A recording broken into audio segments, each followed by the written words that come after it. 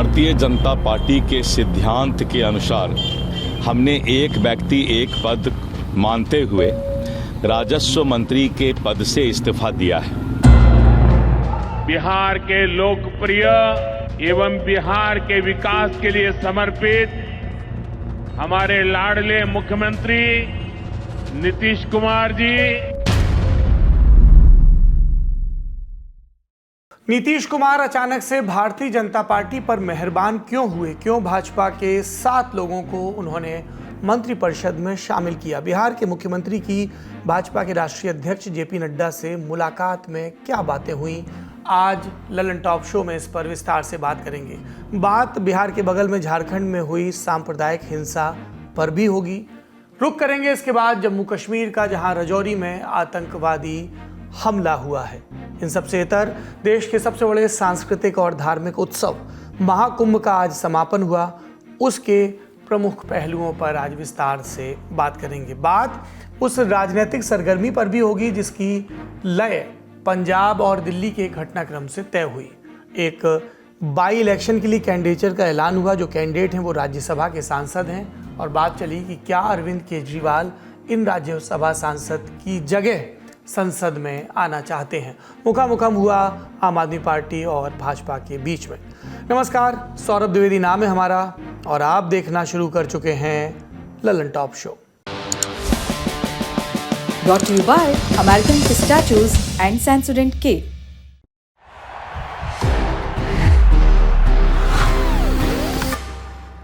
That's the power of pistachio. आज महाशिवरात्रि का पर्व है। शिव जो हम में से कई लोगों के आराध्य हैं, शिव जिनका समावेशी जीवन और वृतांत कई लोगों के लिए प्रेरणा का स्रोत है। देश भर में महाशिवरात्रि हर्ष और उल्लास के साथ मनाई जा रही है, लेकिन कुछ एक जगहों पर महाशिवरात्रि के संदर्भ में हिंसा के वीडियो भी सामने आ रहे हैं। आप ये वीडियो देखिए, फिर आगे की बात।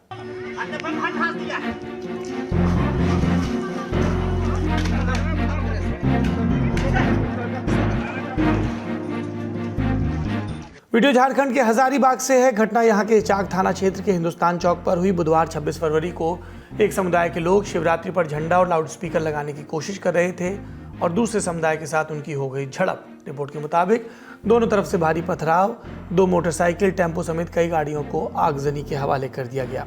इंडिया टुडे से जुड़े विस्मय अलंकार की रिपोर्ट के मुताबिक उपद्रवियों ने एक दुकान को भी निशाना बनाया। कई लोग इसमें चोटिल हुए। घायलों को हजारीबाग अस्पताल में भर्ती कराया गया।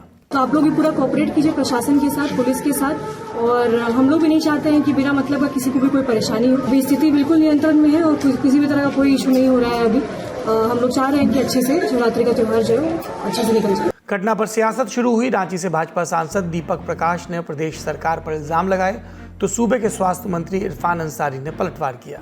एक लंबे समय से हजारीबाग में इस प्रकार की घटनाएं होती रही हैं और वहां पर ऐसे कई राष्ट्र विरोधी शक्तियां वहां सक्रिय रहती हैं। कई अंतर्राष्ट्रीय शक्तियां का वहां पर शेल्टर है। इसलिए आपने देखा होगा कि आतंकवादियों को धरपकड़ और मुठभेड़ भी हजारीबाग में। मैंने एसपी को कहा है कि टैक्टफुली डील कीजिए। वहाँ पर असामाजिक तत्व जो हैं और आरएसएस मानसिकता के जो लोग हैं, कट्टर विचारधारा के जो लोग हैं, जो कट्टर सोच के जो लोग हैं, वो हमारे युवाओं को बर्बाद कर रहे हैं। युवाओं में नफरत का बीज घोल रहे हैं और जिसका साइड इफेक्ट है अभी केस होगा, जेल जाएंगे, दोनों की ओर से जेल जाएंगे। लाभ भाजपा को मिलेगा लेकिन जेल तो हमारे बच्चे जाएंगे। और पुलिस का दावा स्थिति नियंत्रण में है। अब रुक करते हैं बड़ी खबर का।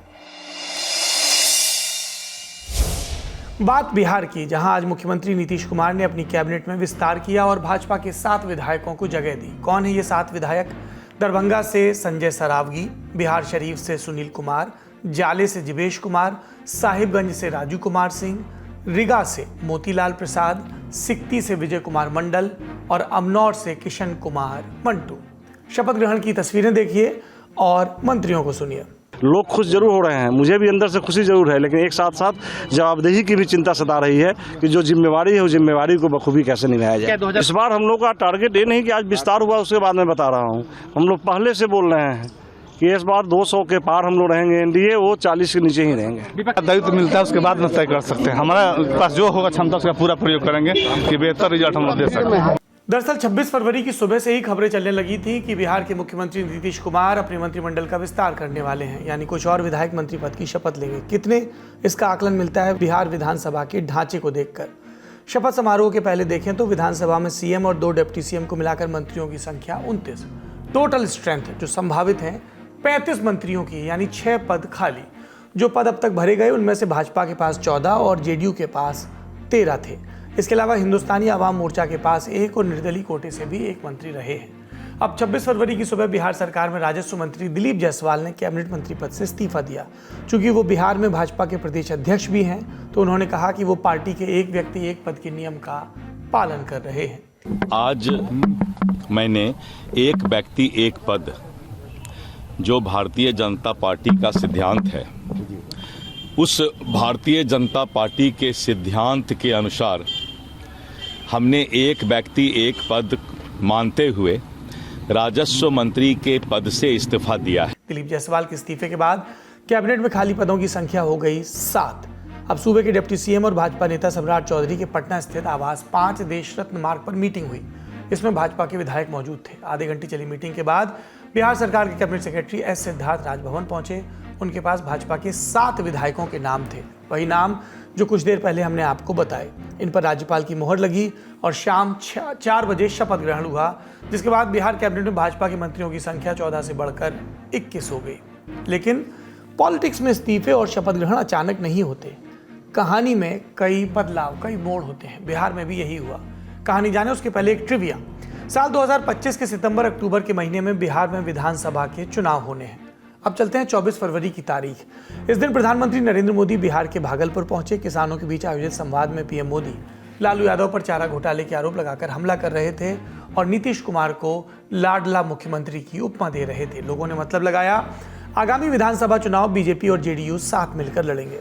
बिहार के लोकप्रिय एवं बिहार के विकास के लिए समर्पित हमारे लाडले मुख्यमंत्री नीतीश कुमार जी, हमारी सरकार किसानों के बारे में सोचती है।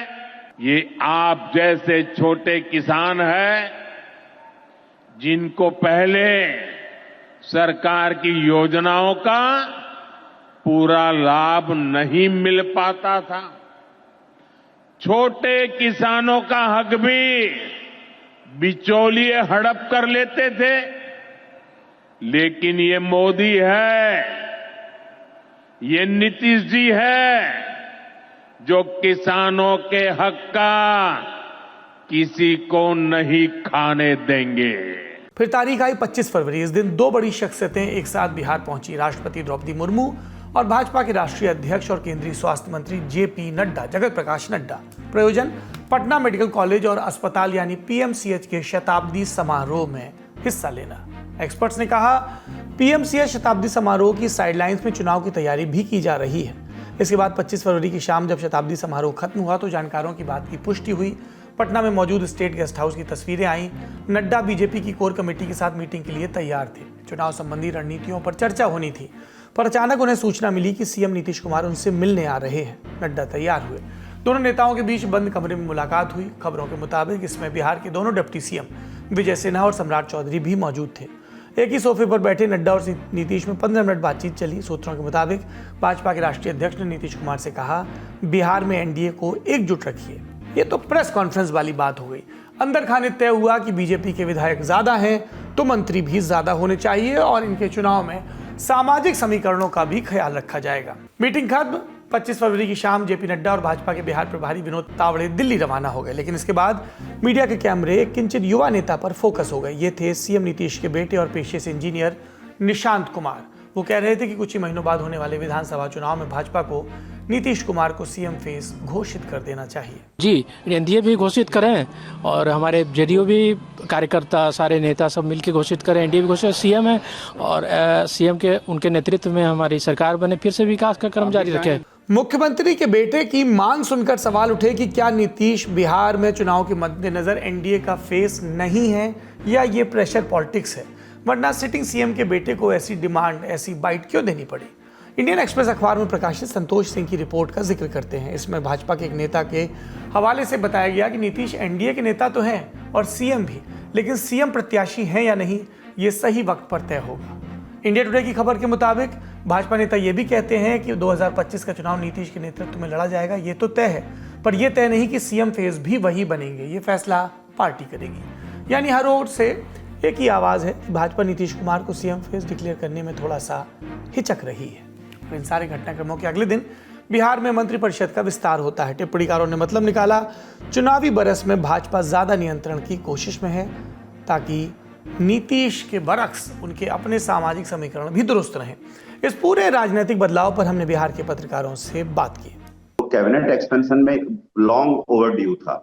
जनवरी 2024 में वो आते हैं नीतीश कुमार के साथ, और अभी क्या है कि बीजेपी की चूंकि नंबर्स ज्यादा है, उनके मिनिस्टर ज्यादा होना चाहिए। तो जेडीयू के 13 हैं, उनके 15 थे, तो उनका 6 बाकी था अभी। तो बीच में काफी बातचीत हो रही थी कि कैबिनेट एक्सपेंशन किया जाए, क्योंकि देखिए बीजेपी को क्या है ना कि अपनी कंस्टिट्यूएंसी को कैटर करना है। बहुत सारा रीजन था जहां उनको फोकस करना था। इसमें देखिए कि तिरहुत रीजन में आप मुजफ्फरपुर, सीतामढ़ी देख रहे हैं, मिथिलांचल से 2 को लिया गया है। जो इनका स्ट्रॉन्ग बेल्ट रहा है, जहां जहां से इनको अच्छी सीटें आती रही है, वहां से उन्होंने चुन चुन के बनाया है। सोशल कॉम्बिनेशन में भी देखिए कि लव कुश, जो कि नीतीश कुमार की कंस्टिट्यूंसी मानी जाती है, लव कुश को फोकस किया है। एक लव है, एक कोयरी है, एक कुर्मी है, एक जो कि दिलीप जायसवाल हटे वो वैश्य थे, तो मारवाड़ी समाज से संजय सरावगी को बनाया गया। 2 ईबीसी हैं और 2 अपर कास्ट हैं। एक अपर कास्ट भूमियार से जीवेश मिश्रा है और राजू कुमार सिंह जो राजपूत हैं। तो एक तरह से देखिए कि सोशल बैलेंस को भी मेंटेन किया है इन्होंने, और रीजनल बैलेंस मैं पूरी तरह से नहीं कहूंगा, शाहाबाद रीजन को पूरी तरह से इग्नोर्ड है, क्योंकि आप देखिए कि शाहाबाद हुआ, बक्सर आरा का क्षेत्र हुआ, उस रीजन में देखिए कि इन्होंने अच्छा नहीं किया। लोकसभा में जितने हारे हैं सब वो पाटलिपुत्रा से शुरू कीजिए बक्सर तक सब हार गए हैं।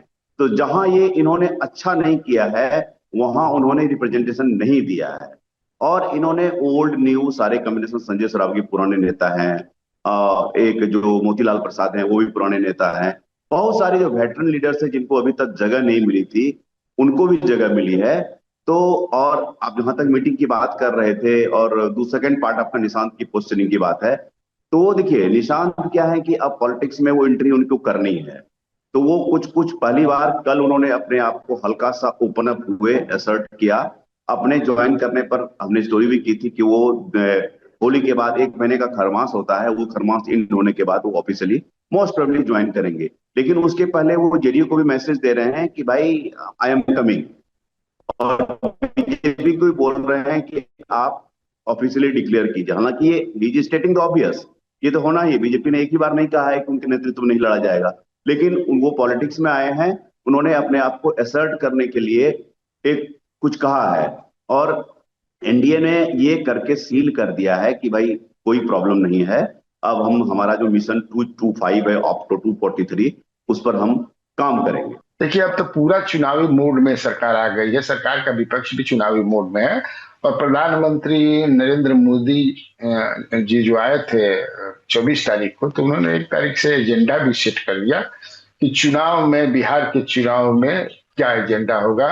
जंगल राज को ये बनाएंगे, चूंकि लालू प्रसाद यादव को टारगेट करना है, और 15 साल राज जो कैसा रहा वो बताएंगे, भ्रष्टाचार को बताएंगे, और जो नीतीश कुमार और चाहे डबल इंजन की सरकार है उन्होंने क्या किया है, एजेंडा तो सेट करके गए हैं। तो अब यही रहेगा, और चूंकि ये सरकार, ये जो मंत्रिमंडल बना है, तो कुछ जातियां जो जैसे केवट समाज के एक लोग को लिया है उन्होंने, विजय मंडल को लिया है। तो आपको पता है कि विजय मंडल जो है काफी सीमांचल के मजबूत नेता है और मल्लाह समाज से आते हैं, उनको लिया है, और अति पिछड़ा से 2 लिया है इन्होंने, और ओबीसी से 3 लिया है, अपर कास्ट को भी उन्होंने, एक राजपूत और एक भूमियार को दिया है। तो एक तरह से ये बिल्कुल चुनाव को ध्यान में रखते हुए ऐसा किया गया है। बस बैक नहीं आया। SLS पैराफिन और दूध का करंट भी कौन, तो लाइफ का करंट ऑन, कुछ भी तो ट्राई करके देख ले। सेंसोडेंट के टूथपेस्ट फॉर सेंसिटिव टीथ।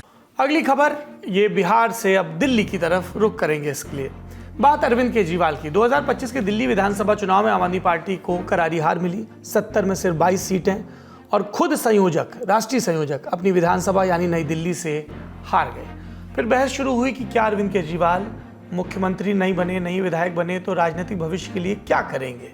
इस बहस में कयासबाजियां भी थीं। कोई कह रहा था कि वो भगवंत मान को हटाकर खुद पंजाब के मुख्यमंत्री बन सकते हैं, तो कोई कि वो बिखर रही आप को संभालने का काम करेंगे, संगठन देखेंगे। कई लोगों ने यह भी कहा कि अरविंद केजरीवाल अब संसद भवन में नमूदार हो सकते हैं। इस बहस को नया मोड़ मिला 26 फरवरी के दिन, जब आम आदमी पार्टी ने ऐलान किया कि लुधियाना वेस्ट की विधानसभा सीट से उपचुनाव के लिए मौजूदा राज्यसभा सांसद संजीव अरोड़ा को चुनाव मैदान में उतारा जाएगा। यहाँ के सिटिंग विधायक और आम आदमी पार्टी के नेता थे गुरप्रीत सिंह गोगी। उनका 11 जनवरी को निधन हुआ और तब से ये सीट खाली है। नियमों के मुताबिक 6 महीने के अंदर चुनाव होंगे। चुनाव आयोग जल्द ही तारीखों का ऐलान करेगा और यहीं से संजीव अरोड़ा की उम्मीदवारी घोषित हुई है। अगर वो उपचुनाव में विधायक बन जाते हैं, जीत जाते हैं, तब क्या होगा, ये समझने के लिए आम आदमी पार्टी का राज्यसभा में नंबर गेम समझिए। इस समय राज्यसभा में पंजाब से आम आदमी पार्टी के 7 सांसद हैं। कुल स्वीकृत सीटें भी 7 हैं। राघव चड्ढा, संदीप पाठक, हरभजन सिंह, अशोक मित्तल, बाबा बलबीर सिंह सीचेवाल, विक्रमजीत साहनी और संजीव अरोड़ा। यानी आपकी स्ट्रेंथ पूरी है, कोई भी सीट खाली नहीं। यदि संजीव विधानसभा पहुंचते हैं तो उन्हें राज्यसभा की सदस्यता से इस्तीफा देना होगा नियमों के मुताबिक। फिर वहां पर एक सीट पर उपचुनाव होगा और बहुमत आम आदमी पार्टी के पास है। तो यदि अरविंद केजरीवाल चुनाव लड़ते हैं तो वो आसानी से राज्यसभा पहुंच सकते हैं। चर्चा को बल मिला जब भाजपा के नेताओं ने टिप्पणी शुरू की। बीजेपी की IT सेल के मुखिया अमित मालवीय ने सोशल मीडिया साइट एक्स पर लिखा, संजीव अरोड़ा को विधानसभा चुनाव लड़ाने का मतलब ये है कि अरविंद केजरीवाल के लिए राज्यसभा की सीट खाली कराई जा रही है। क्या ये सही नहीं होगा कि केजरीवाल की जगह पंजाब का कोई व्यक्ति उस राज्य के लोगों का प्रतिनिधित्व करे। पंजाब वाले पहले ही दुखी हैं कि पंजाब के जो हिस्सेदारी उस पर हक मारने का काम अरविंद केजरीवाल जी ने किया है। रिमोट कंट्रोल से पंजाब की सरकार चलती है, तो पंजाब की जनता से मैं पूछना चाहता हूं, ये रिमोट कंट्रोल से पंजाब की सरकार चलाने वाले श्रीमान अरविंद केजरीवाल को क्या आप राज्यसभा का सांसद पंजाब से चाहते हो? पंजाबी में हमारे बोलते हैं बिल्ली थैले तो बाहर आ गई, मतलब कहने का भी जो थैला है उससे बिल्ली बाहर आ गई है। बिल्ली मतलब केजरीवाल उस थैले से बाहर आ गया है। यही बात हम बार बार कह रहे थे भी ये आदमी ताकत के बगैर कभी रह नहीं सकता। इतना बड़ा मैंने कभी धोखा देखा नहीं जो MLA वहां पे, क्योंकि उनकी गोली लगने से उनकी हत्या हुई और वो MLA जिसके अभी 2 साल पड़े थे, इनको तो मौका मिल गया, अभी उसकी हत्या हो गई, अब कैसे सीट खाली करवानी है। फिर आम आदमी पार्टी की ओर से प्रतिक्रिया आई। कहा गया कि केजरीवाल को राज्यसभा भेजने की कोई योजना नहीं है। जहाँ तक अरविंद केजरीवाल सर की बात है तो मीडिया के सूत्र पहले कह रहे थे कि वो पंजाब के मुख्यमंत्री बनेंगे, अब मीडिया के सूत्र कह रहे हैं कि वो राज्यसभा से लड़ेंगे। ये दोनों सूत्र बिल्कुल गलत हैं। अरविंद केजरीवाल जी आम आदमी पार्टी के राष्ट्रीय संयोजक हैं। मैं मानती हूँ कि उनकी डिमांड बहुत ज्यादा है, पर वो किसी एक सीट पर सीमित नहीं है। जी के बारे में वो मेरी पार्टी के लीडर है, वो जो भी करेंगे मैं तो उनके साथ हूँ। देश में दशकों से चली आ रही राजनीति ने पत्रकारों को एक सीख दी है कि कोई भी बयान आखिरी ना माना जाए, बदलाव की गुंजाइश आखिरी तक रहे। इसलिए हमने पंजाब के पत्रकारों से बात की अंदर खाने की टोह के लिए।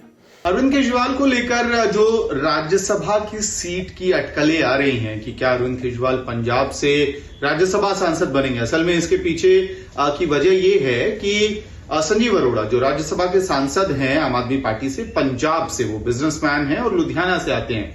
अब एक राज्यसभा सांसद विधानसभा का बाइपोल लड़ने जा रहा है। आज सुबह ही इसको लेके अरविंद केजरीवाल की पार्टी आम आदमी पार्टी ने प्रेस रिलीज जारी कर दी कि लुधियाना में जो उपचुनाव होने वाले हैं विधानसभा के, उसमें आम आदमी पार्टी की तरफ से संजीव अरोड़ा चुनावी मैदान में होंगे।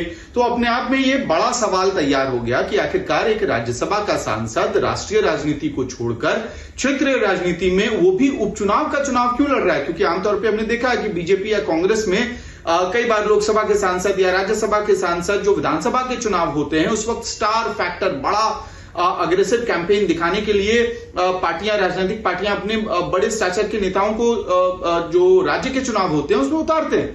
लेकिन क्योंकि संजीव अरोड़ा एक राज्यसभा के सांसद हैं, उनको विधानसभा के उपचुनाव में लड़ाया जा रहा है, इसलिए पंजाब से सुगबुगाहट शुरू हुई कि क्या ये जो सीट खाली होगी या सीट खाली कराने का फॉर्मूला आम आदमी पार्टी ने बनाया है, कि उनको उपचुनाव लड़वाया जाए, वो चुनाव जीते और उनको जो पंजाब की सरकार का कामकाज है उसमें इन्वॉल्व किया जाए और ये जो सीट खाली होगी राज्यसभा की उसमें अरविंद केजरीवाल को फिट किया जाए ताकि वो संसद के अंदर दिखाई दे और जो एक स्टेटस है, क्योंकि अब दिल्ली में विधानसभा चुनाव हार गए हैं तो फिलहाल आम आदमी पार्टी के राष्ट्रीय संयोजक भले ही हों पूर्व विधायक कहलाएंगे और कहला रहे हैं, तो ऐसे में कोशिश कहीं ये तो नहीं हो रही है कि सांसद में उनको कन्वर्ट किया जाए। देखिए अंदर खाने जरूर हमने बात की आम आदमी पार्टी में, तो पहले दो टूक शब्दों में कह दिया गया कि अरविंद केजरीवाल राज्यसभा नहीं जा रहे हैं और कम से कम पंजाब से तो नहीं जा रहे हैं।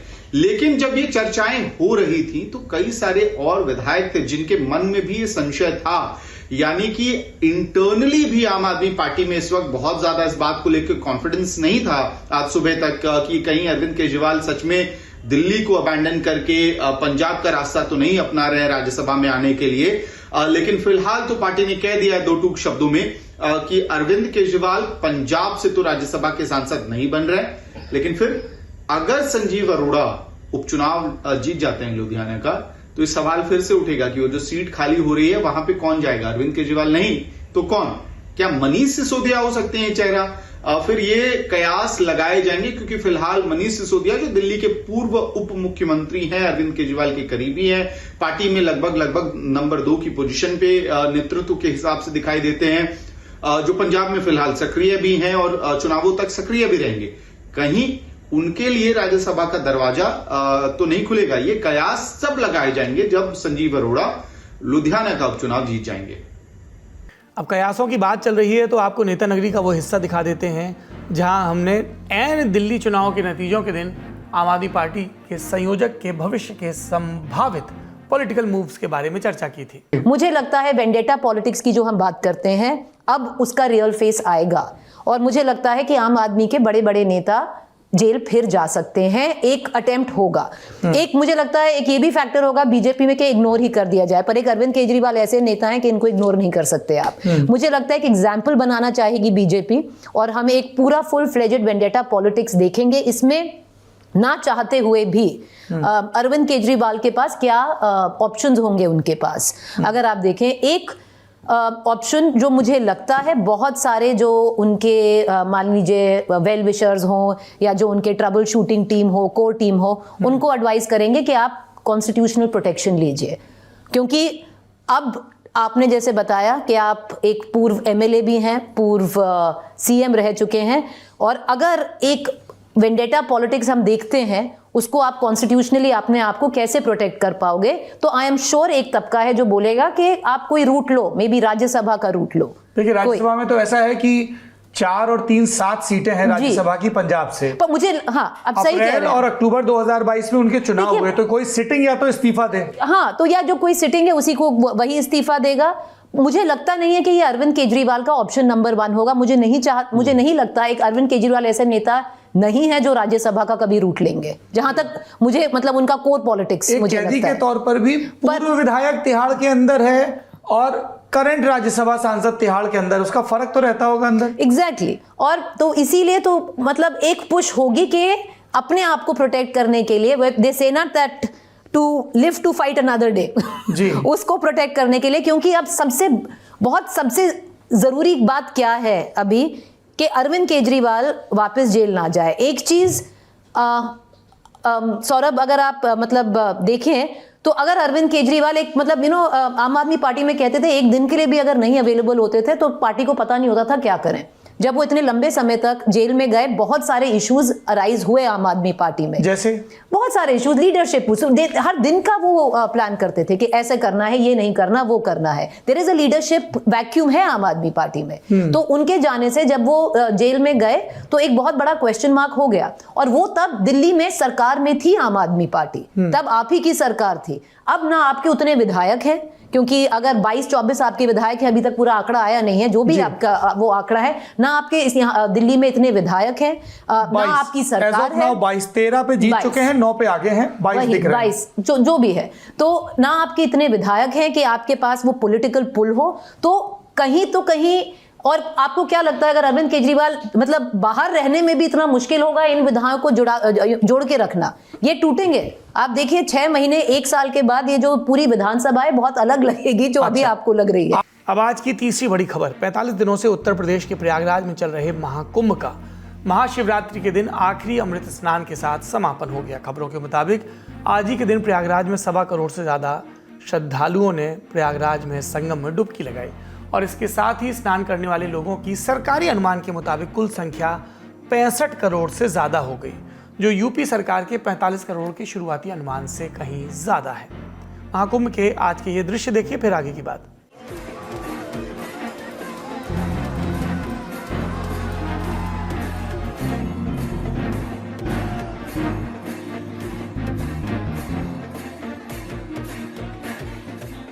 छब्बीस फरवरी को महाशिवरात्रि थी तो सुबह से ही संगम जाने वाले रास्तों पर भारी भीड़ थी। स्नान कर चुके श्रद्धालुओं से घाट खाली भी लगातार कराए जा रहे थे ताकि भीड़ का एक ही जगह जमावड़ा न हो। यूपी के मुख्यमंत्री योगी आदित्यनाथ ने गोरखपुर में मौजूद अपने मठ गोरखनाथ मंदिर से महाकुंभ की मॉनिटरिंग की। सीएम ने सभी श्रद्धालुओं को महाशिवरात्रि की शुभकामनाएं भी दी और महाकुंभ में शामिल होने के लिए धन्यवाद भी। 13 जनवरी से प्रारंभ हुआ महाकुंभ प्रयागराज आज पूर्णाहुति को प्राप्त करेगा। लगभग 66 करोड़ श्रद्धालुजन मां गंगा, मां यमुना और मां सरस्वती की इस त्रिवेणी में पावन डुबकी लगा करके राष्ट्रीय एकात्मता का एक नया संदेश पूरे देशवासियों को दे रहे हैं। आखिरी दिन श्रद्धालुओं पर पुष्प वर्षा हुई। इसके लिए भारतीय वायुसेना ने अपने अंदाज में तैयारियां की। साथ ही श्रद्धालुओं की प्रतिक्रियाएं भी आई। बस मन की भावनाएं वो शब्दों में कहीं नहीं जा सकती हैं, जो बहुत उमंग के साथ महाकुंभ का इसलिए स्नान के लिए आए कि मां गंगा का सौभाग्य प्राप्त हुआ है।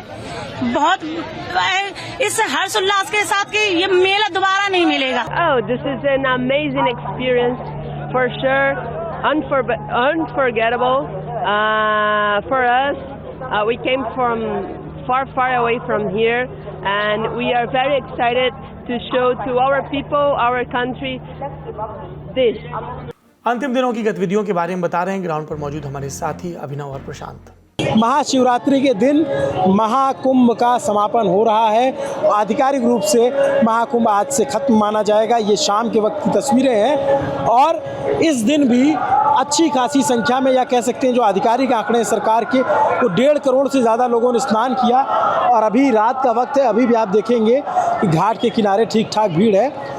अब वो भीड़ नहीं है जो पहले हमने देखी है। बाहर के लोगों को ये भीड़ लग सकती है, लेकिन अब हमें लगता है कि हाँ, जो महाकुंभ है वो समापन की ओर है और उस तरीके की भीड़ अब नहीं आ रही है। लेकिन सामने देखेंगे वहाँ से गंगा आगे बढ़ती हैं और आगे जाके यमुना से मिलती हैं। वहीं है संगम नोज, और ये संगम नोज से ठीक पहले ये मीडिया का मंच बना हुआ है जहाँ से हम आपको ये जानकारी बता रहे हैं। आज प्रशासन ने पहले से तैयारी कर रखी थी, उनको पता था भीड़ आएगी।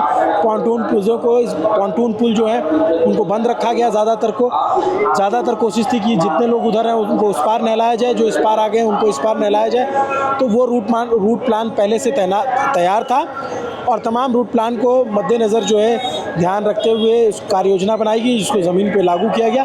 और अब महाकुंभ समापन की ओर है। 27 तारीख को जो है मुख्यमंत्री आएंगे और पुलिस वालों के साथ जो है बड़ा खाना होता है, जिसमें 5000 पुलिस के जवानों के साथ वो भोजन करेंगे और आधिकारिक रूप से घोषणा करेंगे कि महाकुंभ का समापन हुआ। कुछ और आंकड़े जान लीजिए। 9 लाख साधु संतों और 10 लाख कल्पवासियों ने इस दौरान मेला क्षेत्र में रिहाइश की। राष्ट्रपति द्रौपदी मुर्मू, प्रधानमंत्री नरेंद्र मोदी समेत देश के अलग अलग राज्यों के कई मुख्यमंत्रियों, पूर्व मुख्यमंत्रियों, सांसदों, विधायकों ने इस उत्सव में शिरकत की। 73 देशों के डिप्लोमेट्स और करीब 50 लाख विदेशी नागरिक भी इस दौरान प्रयागराज पहुंचे। कुल 6 शाही स्नान या अमृत स्नान आयोजित हुए, जिसमें श्रद्धालुओं ने बढ़ चढ़कर हिस्सा लिया। प्रदेश सरकार के मुताबिक 13 जनवरी यानी पौष पूर्णिमा के दिन 1 करोड़ 70 लाख, 14 जनवरी यानी मकर संक्रांति के दिन 3 करोड़ 50 लाख, 29 जनवरी मौनी अमावस्या के दिन 7 करोड़ 64 लाख श्रद्धालु शामिल हुए। फिर 3 फरवरी वसंत पंचमी को 2 करोड़ 57 लाख श्रद्धालु, 12 फरवरी माघ पूर्णिमा को लगभग 2 करोड़ श्रद्धालु और 26 फरवरी यानी आज के दिन महाशिवरात्रि को 1 करोड़ 20 लाख से ज़्यादा श्रद्धालु शामिल हुए। संगम में 28 और 29 जनवरी की दरमियानी रात हुई भगदड़ की 2 घटनाओं ने भी सुर्खी बनाई। इसमें प्रदेश सरकार के मुताबिक 37 श्रद्धालुओं की मौत हुई और 100 से ज़्यादा घायल हुए। आगे की बात करें तो अगला कुंभ मेला साल 2027 में उत्तराखंड के हरिद्वार के गंगा तट पर होगा। ये अर्ध कुंभ होगा जो 6 बरस के अंतराल पर मनाया जाता है। सरकारी अधिकारियों ने अभी से ही तैयारियों के संबंध में बैठक शुरू कर दी है। महाकुंभ की बात करें तो अब उज्जैन की बारी है। हरिद्वार का जिक्र कर रहे थे उत्तराखंड के मुख्यमंत्री पुष्कर सिंह धामी। उन्होंने इस आयोजन पर टिप्पणी दी है, बताइए। हमारा 2027 में कुंभ का आयोजन है वहाँ पर, और उसके निमित्त सभी साधु संतों से और सभी लोगों से हम लोग परामर्श करेंगे, धार्मिक संगठनों के लोगों से भी बात करेंगे। अच्छा आयोजन हो और लोगों को अच्छा सुविधा मिले, अच्छी व्यवस्थित तरीके से हो, उसके लिए हम अभी से तैयारी शुरू करेंगे। महाकुंभ पूरा हुआ और लल्लन टॉप की चुनावी रिपोर्टिंग से इतर ये सांस्कृतिक रिपोर्टिंग भी। लल्लन टॉप की डिजिटल टीम ने, डॉक्यूमेंट्री टीम ने एक डॉक्यूमेंट्री भी बनाई है कुंभ के उत्सव के बारे में। वो भी आप लोग जरूर देखें, आपको लल्लन टॉप शो में उसका लिंक मिल जाएगा। अब सुर्खियों की बारी है। जम्मू कश्मीर के राजौरी से पहली सुर्खी। यहाँ के लाइन ऑफ कंट्रोल के पास 26 फरवरी की दोपहर सेना की गाड़ी पर आतंकवादियों ने फायरिंग की। हमला सुंदरबनी इलाके के फाल गांव में हुआ। सेना का वाहन आतंकियों की मौजूदगी वाले इलाके से गुजर रहा था। वो जंगल में छिपे थे। उन्होंने कई राउंड फायर किए। हमले में किसी जवान के घायल होने की खबर नहीं है। पूरे इलाके की घेराबंदी कर दी गई है और अतिरिक्त सुरक्षा बलों को भी मौके पर भेजा गया है आतंकवादियों की धरपकड़ के लिए। अधिकारियों के मुताबिक जिस जगह हमला बोला गया वो आतंकियों की घुसपैठ का पारंपरिक रास्ता माना जाता है।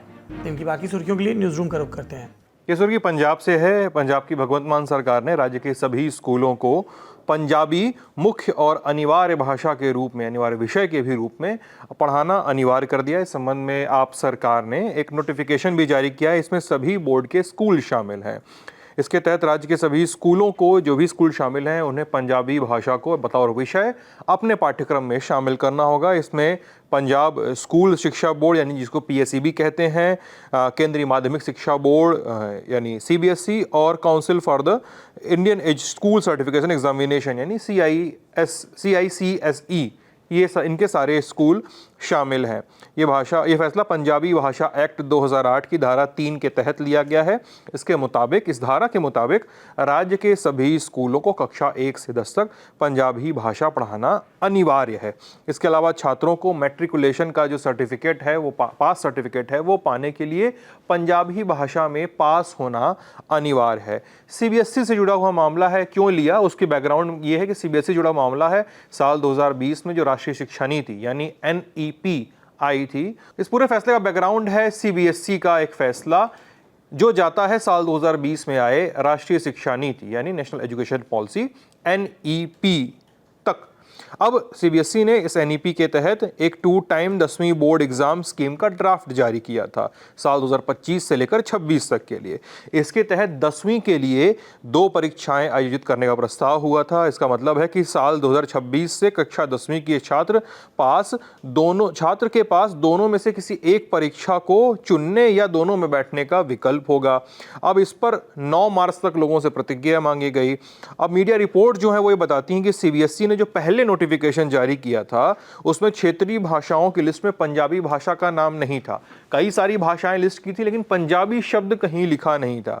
इस पर विरोध शुरू हुआ। कई नेताओं ने प्रतिक्रिया दर्ज की। इसके बाद CBSE के परीक्षा नियंत्रक संयम भारद्वाज ने सफाई दी कि ड्राफ्ट पॉलिसी में दिए गए विषयों की जो सूची है वो सांकेतिक है, यानी सारी भाषाएं लिखे नहीं है, पंजाबी भी इसमें शामिल है। अब इसी सब उलटफेर को देखते हुए, इसी सब घटनाक्रम को देखते हुए पंजाब सरकार ने आज का ये फैसला लिया है। Back to Lallantop studio. आज का लल्लन टॉप शो यहीं समाप्त होता है। अपना और अपनों का ख्याल रखिए। शुभ रात्रि।